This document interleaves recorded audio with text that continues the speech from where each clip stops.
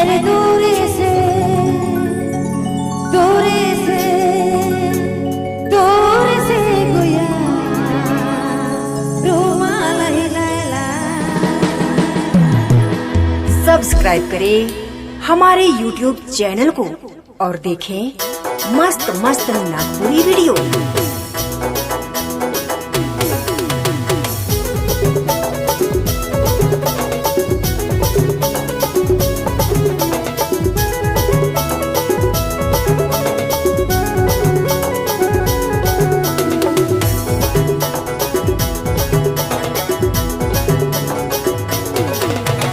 चिट्ठी नहीं लिखेला तार नहीं भेजेला रे भैया।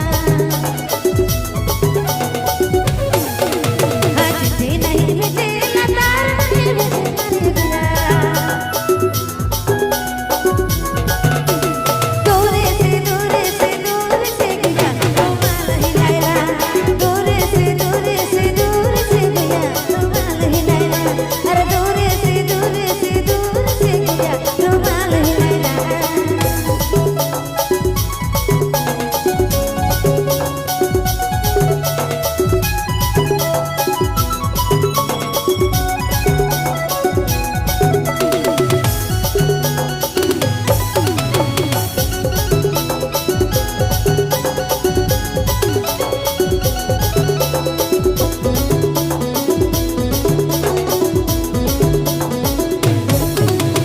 इलू इलू कहे I love you कहे रे भैया। हाँ इलू इलू कहे I love you कहे रे भैया। अरे दूरे से गया रुमाल हिलाला। दूरे से गया रुमाल हिलाला। अरे दूरे से गया रुमाल हिलाला।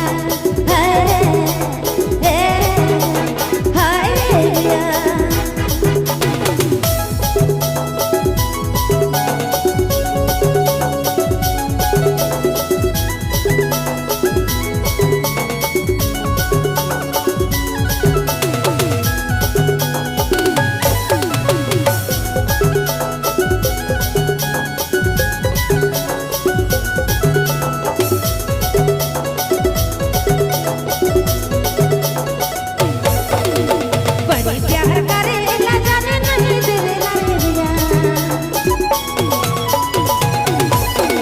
अरे बड़ी प्यार करेला जाने नहीं देवेला रे भैया। दूरे से गया रुमाल हिलाला। दूरे से गया रुमाल हिलाला। अरे दूरे से गया रुमाल हिलाला।